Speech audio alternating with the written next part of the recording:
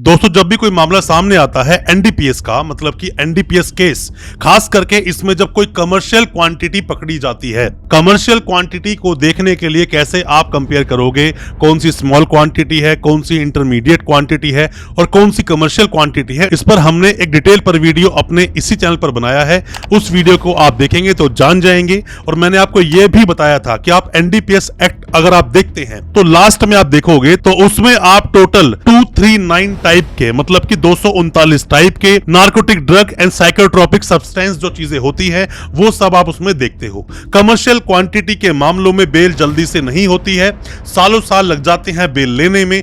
ऐसा ही एक मामला जब हमारे सामने आया, जिस मामले को हमने फाइट किया, जिसमें हमने देखा कि उसमें 900 ग्राम हेरोइन सामने वाले से पकड़ी गई थी, मतलब कि जो हमारा एक्यूज था उससे 900 ग्राम हेरोइन मिली थी। कमर्शियल क्वांटिटी से भी कई ज्यादा क्वांटिटी में ये चीज उसके पास से मिली। दोस्तों, आप जब एनडीपीएस एक्ट, जो एनडीपीएस एक्ट है हमारा, the narcotic drug and psychotropic substance act 1985 का जो एक्ट है, उसमें जब आप टोटल लिस्ट देखते हो, जो मैंने आपको बताई कि 239 टोटल लिस्ट है किस किस तरह के नशीले पदार्थ मिलते हैं, उसमें आप 56वें नंबर पर देखोगे तो यहां पर आपको देखने को मिलता है कि मिनिमम क्वांटिटी है 5 ग्राम और जो कमर्शियल क्वांटिटी है, मतलब कि स्मॉल क्वांटिटी 5 ग्राम होती है और कमर्शियल क्वांटिटी होती है 250 ग्राम। तो ऐसे में ही जो हमने केस फाइट किया 900 ग्राम जिसमें हेरोइन मिली थी, उसके बारे में आज मैं बताऊंगा अपने इस वीडियो के माध्यम से। काफी कुछ जानकारी आपको मिलेगी अपने केस को फाइट करने में, कैसे आप बेल लेंगे और भी बहुत सारी चीजें आज हम डिस्कस करेंगे अपने इस वीडियो के माध्यम से। ज्यादा कुछ जानने के लिए एनडीपीएस केस में 900 ग्राम क्वांटिटी मिलने के बाद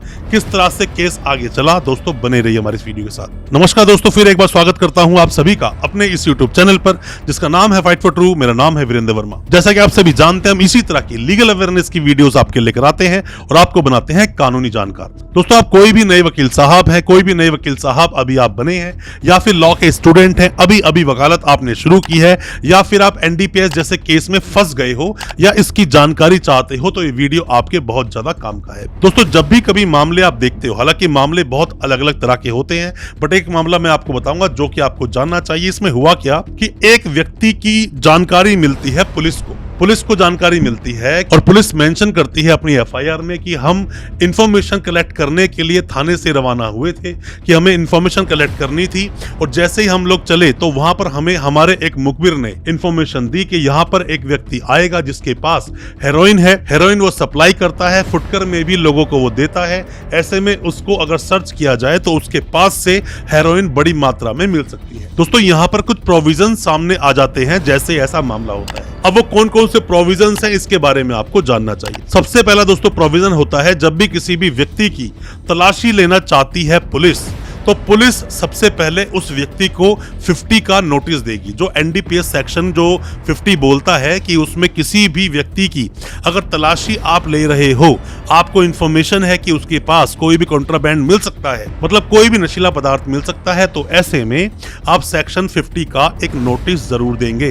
अगर आपने नोटिस नहीं दिया है तो यहाँ पर एनडीपीएस एक्ट का जो सेक्शन 50 है उसकी अवहेलना होती है और ऐसे मामलों में कई लोगों की बेल तो क्या केस खत्म हो जाता है अगर सेक्शन 50 का नोटिस नहीं दिया। इसके ऊपर ही मैं एक टेक्निकल बात दोस्तों आपको बताता हूं कि जब पुलिस सर्च करती है तो सर्च कब होगी।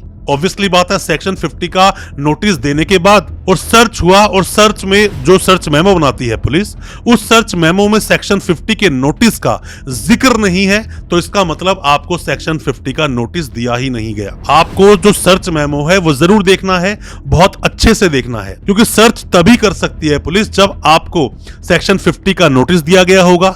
और अगर सेक्शन 50 का नोटिस दिया गया था तो वो आपके पास होगा, आपकी पॉकेट में होगा, या फिर आपने फाड़ दिया होगा, आसपास पड़ा होगा, तो भी पुलिस उस सर्च मेमो में उस चीज का जिक्र करेगी कि इसके पास से सेक्शन 50 का नोटिस मिला है। इस चीज को आप विशेष रूप से ध्यान रखें। दोस्तों, हालांकि हमने बहुत सारी वीडियो अब तक बनाई है एनडीपीएस के केसेस के मामले में और बहुत बार बताया है कमर्शियल क्वांटिटी में आप बेल किस तरह से लेते हैं। कोई भी भी आप सलाह हमसे चाहते हैं, किसी भी तरह की ऑनलाइन एडवाइस आप लेना चाहते हैं, तो दिए गए नंबर पर व्हाट्सएप करें या फिर कमेंट बॉक्स में जाकर कमेंट करें, हम आपको रिप्लाई करेंगे। और हो सकता है हमारे किसी रिप्लाई से, हमारे किसी एडवाइस से आप अपने केस से बाहर निकल सकें, बेल ले सकें, या हो सकता है बरी भी आप हो सकें। अब दोस्तों हम चलते हैं दूसरे महत्वपूर्ण बिंदु की तरफ। होता क्या है कि जब भी ऐसे मामले सामने आते हैं तो पुलिस अक्सर दिखाती है, क्या दिखाती है उसमें कि 300 ग्राम, 500 ग्राम, 600 ग्राम, 1 किलो हेरोइन इसके पास से बरामद हुआ। अब यहीं से आप अपनी फाइट कहां करनी शुरू करते हो कि एफएसएल में क्या आया, एफएसएल में क्या आ रहा है, उसकी पॉजिटिव रिपोर्ट है या नेगेटिव रिपोर्ट है, जबकि आपको डिफेंस क्या लेना चाहिए, क्योंकि अक्सर ऐसा देखा जाता है कि निर्दोष लोग भी फंस जाते हैं। निर्दोष लोग अगर इस मामले में फंस गए हैं तो आपको इससे ज्यादा कि उसके अंदर जो बरामदगी हुई, सैंपलिंग कैसे हुई और किस तरह से आगे भेजा गया, इससे ज्यादा ध्यान देना चाहिए। ग्राउंड्स ये बनाने चाहिए कि आपके पास से तो कोई रिकवरी हुई ही नहीं, कोई रिकवरी हुई ही नहीं। इसके लिए आपको बहुत सारे डिफेंस तैयार करने पड़ेंगे। जैसे कि मान लीजिए कोई इंसान कहीं पर आकर खड़ा हुआ, उसके पास से बरामदगी हुई, तो वो सामान हो सकता है कि किसी को देने के लिए आया हो सकता है नहीं, वो किसी को सामान देने आया ही होगा, तो उसके फोन में देने वाले को, जिसको देने आया है, उसकी हिस्ट्री भी मिलेगी और जिससे उसने वो माल रिसीव किया उसकी हिस्ट्री भी मिलेगी। और अगर ऐसी हिस्ट्री नहीं मिलती है तो ऐसे में भी मामला डाइसी होता है, मामला डाउटफुल होता है, मामले पर डाउट करना चाहिए। तो आपको इस चीज का ध्यान रखना चाहिए, ना कि एफएसएल के पीछे पड़ जाना चाहिए। एफएसएल तो पॉजिटिव ही आएगी, अगर हेरोइन पकड़ी गई है तो हेरोइन का हेरोइन ही आएगा। आप उस मुद्दे को मत देखिए, ये देखिए कि आपका जो क्लाइंट है वो किस तरह से निकलेगा, मतलब कि उसके पास तो ऐसा कुछ था ही नहीं, सब कुछ वो प्लांट था। दोस्तों हम बात करते हैं तीसरे मुद्दे की। तीसरे मुद्दे में दोस्तों होता क्या है, अक्सर ऐसा देखा गया है कि जब भी मान लीजिए कि किसी भी पुलिस वाले को कोई भी इत्तला, इंफॉर्मेशन मिलती है कि यहाँ कोई व्यक्ति कोई सामान, कोई कॉन्ट्राबैंड देने के लिए आने वाला है, तो उस व्यक्ति को जब पुलिस अरेस्ट करती है, जब सेक्शन 50 का नोटिस देने के बाद अरेस्ट करती है, तो यहाँ पर एक मैंडेट प्रोविजन और भी है। वो क्या है, सीआरपीसी का सेक्शन 100, उसमें सब सेक्शन 4 में आप जब जाके पढ़ते हैं तो वहां पर लिखा है कि किसी भी केस में जब पुलिस किसी को अरेस्ट कर रही है तो वहां पर 2 इंडिपेंडेंट विटनेस का होना जरूरी है। यह मामला ऐसा नहीं है कि 2 इंडिपेंडेंट विटनेस को ना ले, पर आप अक्सर देखोगे कि पुलिस वहां मेंशन करती है कि हमने लोगों को, आने जाने वालों को रोका, बट कोई भी इंसान रुका नहीं, हर व्यक्ति अपनी जायज एक मजबूरी बताकर वहां से चला गया। जबकि देखा जाए तो पुलिस वाला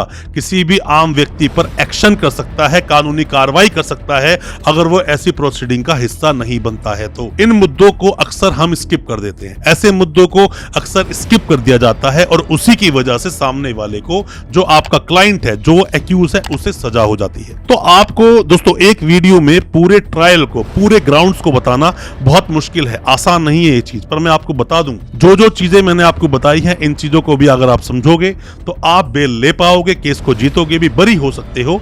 कोई भी किसी भी तरह का सजेशन, कोई भी डाउट आपके दिल में है, सजेशन लेना चाहते हैं, कोई भी हमसे लीगल एडवाइस लेना चाहते हैं, दिए गए नंबर पर व्हाट्सएप करें या कमेंट बॉक्स में कमेंट करें, हम आपको रिप्लाई करेंगे। हो सकता है हमारी किसी रिप्लाई से आपके केस में आपको मदद मिल सके। दोस्तों उम्मीद करता हूं आज का हमारा वीडियो आपको अच्छा लगा होगा। अच्छा लगा हो आज का वीडियो, हमारे इस वीडियो को ज्यादा से ज्यादा शेयर करें अपने दोस्तों, परिजन, परिवार में, ताकि वो भी अपने आप को कानूनी जानकार बना सके। बहुत बहुत शुक्रिया दोस्तों, धन्यवाद हमारे इस वीडियो के साथ बने रहने के लिए।